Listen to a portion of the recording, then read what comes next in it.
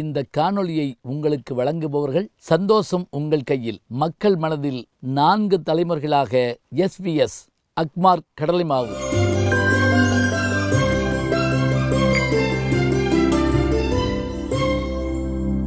வணக்கம். மார்கழி மாதத்துடைய 17ஆம் நாள் என்று திருப்பாவை 17வது பாடல்.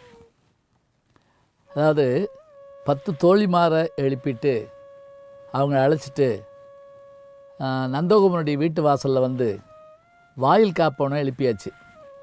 இப்போ உள்ளே இருக்கவங்கள எழுப்பணும்.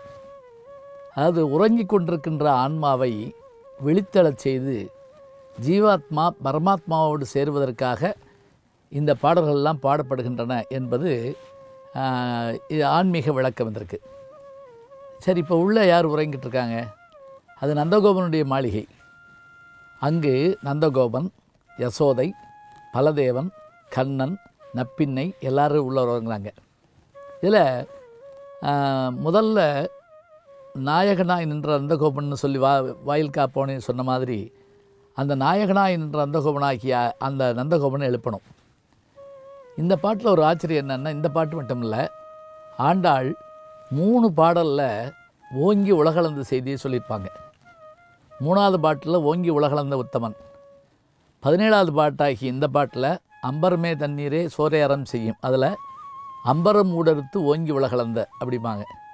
அதே மாதிரி பின்னாடி 24வது பாட்டில் அன்றி உலகம் அளந்தாய் அடி போற்றி அப்படிம்பாங்க. 3 அடியில் அந்த உலகத்தை அளந்த செய்தியை சொல்லியிருக்காங்க. ஏன் தெரியுமா? அந்த மாபலி சக்கரவர்த்தியால் 3 அடி மண் கொடுக்க முடியலையாம். அவன் 3 அடி கொடுக்க முடியல, ஆண்டாள் 3 அடி இடம் கொடுத்துருக்குறா பாட்டில். இதை நீங்கள் இன்னொரு ஆச்சரியம் எங்கே பார்க்கலாம் தெரியுங்களா? 3 இடத்துல தான் தமிழ்நாட்டில் அந்த ஓங்கி உலகளந்த காட்சி இருக்குது. ஒன்று வந்து திருக்கோவலூர், இன்னொன்று சீர்காழி, அதே போல் காஞ்சிபுரம். இந்த 3 இடத்துல தான் விண்ணளந்த பெருமாளாகிய உலகளந்த பெருமாளுடைய உருவத்தை பார்க்க முடியும். சரி, இப்போ நம்ம பாட்டுக்கு வருவோம். அம்பரமே தண்ணீரே சோரே அறம் செய்யும் எம்பெருமான் நந்தகோபாலா எழுந்திராய். இங்கே இந்த உலகத்திலே வாடி வருகின்றவர்களுக்கு எல்லாருக்கும் உணவும் தண்ணீரும் இருப்பிடமும் தந்து பெருமை சேர்க்கின்ற நந்தகோபனை எழுந்திரு. அம்பரமே தண்ணீரே சோரே அறம் செய்யும் எம்பெருமான் நந்தகோபாலா எழுந்திராய். கொம்பனார்க்கெல்லாம் கொழுந்தே குலவிளக்கே எம்பெருமாட்டி யசோதா எழுந்திராய். முதல்ல நந்தகோபனை எழுதிச்சாச்சு. அடுத்து கொம்பனார்க்கெல்லாம் கொழுந்து. அவள் யாருன்னா, ஆயர்குலத்து பெண்களுக்கெல்லாம் ஒரு குலக்கொழுந்து போன்றவள் யாழ் என்றால் யசோதை. அந்த குலக்கொழுந்தாகிய பெண்ணே எழுந்திராய். எம்பெருமாட்டி யசோதா எழுந்திராய், அறிவுராய். அம்பரம் ஊடர்த்து ஓங்கி உலகளந்த உப்பர்கோமானே. அம்பரம் உலகளந்தது தான் நான் முதல்ல சொன்னது. கண்ணபெருமானே எழுந்திராய் சொல்லிவிட்டு, செம்பற்கலடி செல்வா பலதேவா உம்பியும் நீயும் உறங்கேலோர் எம்பாவாய். அவதாரங்களில் 2 அவதாரம் ஒன்றா இருக்கிறது இதுதான். அதாவது கண்ணன் பலராமன் 2 ஒன்றா இருக்கக்கூடிய அவதாரம் இந்த அவதாரம் தான். அந்த பலதேவனாகிய அண்ணனை எழுப்புகிற போது, நீயும் உன்னுடைய தம்பியாகிய கண்ணனும் இன்னும் உறங்கி கொண்டிருக்கலாமா, எழுந்து வா என்று அழைக்கிறார். இங்கே நந்தகோபனை, யசோதையை, கண்ணபெருமானை, பலதேவனை என்று எல்லோரையும் எழுப்புகிற பாடல் இந்த பாடல். இந்த பாடலில் இதுக்கான பொருள் தான் இப்போ நான் சொன்னேன். பாடலை கேட்போமா?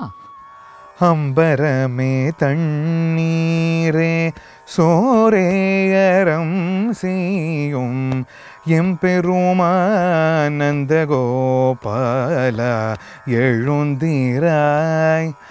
கொம்பனார்க்கெல்லாம் கொழுந்தே குலவிளக்கே எம்பெருமாட்டி யசோதாயறிவுராய். அம்பரமூடறுத்து ஓங்கி உலகளந்த உம்பர்கோமானே உறங்காது எழுந்திராய். செம்பொர் கழலடி செல்வா பலதேவா உம்பியும் நீயும் உறங்கேலோரெம்பாவாய்.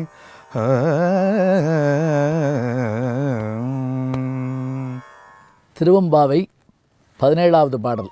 எம்பெருமான் எப்படிப்பட்டவன் என்றால், தேவர்கள், திசைமுகனாகிய பிரம்மன், திருமால், இவர்கள் எல்லோரிடத்திலும் அவன் காட்டுகின்ற அன்பை காட்டிலும் பக்தர்களாகிய, அடியார்களாகிய, தொண்டர்களாகிய நம்மீது அவன் காட்டும் அன்புதான் உண்மென்பு. தாய் குழந்தை இடத்திலே காட்டுவதைப் போல அவன் நம்மீது காட்டுகின்றான். அது மட்டுமில்லை, அவன் நாம் தேடிப்போய் அவனை பார்ப்பது ஒரு வகை என்று சொன்னால், அந்த எம்பெருமான் நம் வீடுகள் தோறும் வந்து நமக்காக அருள் செய்கின்றானாம். எவ்வளோ அழகான வார்த்தை பாருங்க. செங்கணவன்பால், திசைமுகன்பால், தேவர்கள்பால் எங்கும் இல்லாதோர் இன்பம் நம் பாலதாக. அவங்ககிட்டெல்லாம் அவர் வந்து அவ்வளோ அன்பு வச்சது இல்லையா. செங்கணவன் யார் என்றால் திருமால், திசைமுகன் பிரம்மன், தேவர்கள் 33 தேவர்கள். அப்படி அவங்ககிட்டெல்லாம் இல்லாத அன்பை நம்மீது பொழியக்கூடியவன். நம் பாலதாக கொங்கன் கருங்குழலி நம் தம்மை கோதாட்டி இங்கு நம் இல்லங்கள் தோறும் எழுந்தருளி. அவன் நம்முடைய வீடுகள் நோக்கி வரக்கூடிய தன்மையுடையவனா. இந்த இல்லங்கள் தோறும் எழுந்தருளிங்கிறது இன்றைக்கி நல்லா சொல்லலாம். ஒரு இடத்துலேருந்து ஒளிபரப்புனா வீட்டுக்குள்ளே டிவியில் வந்து எல்லார் வீட்லேயும் தெரிகிற மாதிரி இல்லங்கள் தோறும் எழுந்தருளி செங்கமல பொற்பாதம் தந்தருளும் சேவகனை தன்னுடைய சிவந்த பொன்னால் பொன் போன்ற அடிகளை நமக்கு காட்டி நமக்கு அருள் செய்வோம். மாணிக்க வாசகரை அந்த கால்களால் தான் ஈர்த்தாலாம். திருஞான சம்பந்தரை பாலை கொடுத்து ஆட்கொண்டார். திருநாவுக்கரசரை சூழ நோய் கொடுத்து ஆட்கொண்டார். சுந்தரமூர்த்தி சுவாமிகளை ஓலை கொடுத்து ஆட்கொண்டார். மாணிக்க வாசகரை காலை கொடுத்து ஆட்கொண்டார். அந்த காலடியை பற்றி சொல்லுகின்றார். அடியோன்கட்க ஆரமுதை நங்கள் பெருமானை பாடி நலந்துகள பங்கைய பூம்புணல் பாய்ந்து ஆடையிலோர் எம்பாவாய். பங்கைய பூம்புணல் பாய்ந்து ஆடையிலோர் எம்பாவாய். இப்படிப்பட்ட அன்புடைய எம்பெருமானுடைய புகழை பாடிக்கொண்டு நாம் நீராடுவோம் என்று சொல்லி நீராடுகின்றார்கள். பாடலுக்கான விளக்கம் அதுதான். பாடலை கேட்போம்.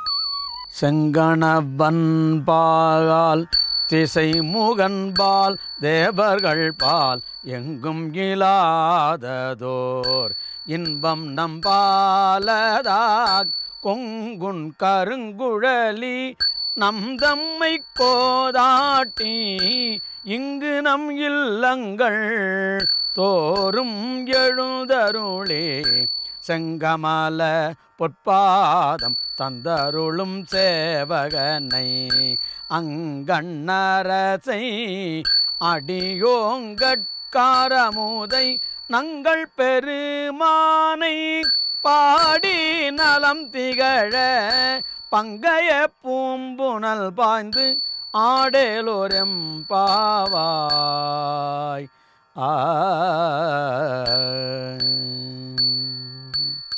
ஜி ஞானசம்பந்தன் அப்படிங்கிற இந்த யூடியூப் சேனலில் சப்ஸ்கிரைப் பண்ணுங்கள், நண்பர்களையும் பண்ண சொல்லுங்கள்.